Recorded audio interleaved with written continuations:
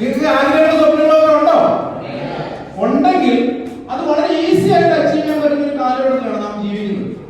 ഒരുപക്ഷെ രാവിലെ വീട്ടിൽ നിന്ന് ഇറങ്ങിയപ്പം ചെറിയൊരു മടി ഉണ്ടായിരുന്നായിരിക്കും സ്കൂളിലേക്ക് പോരാനായിട്ട്.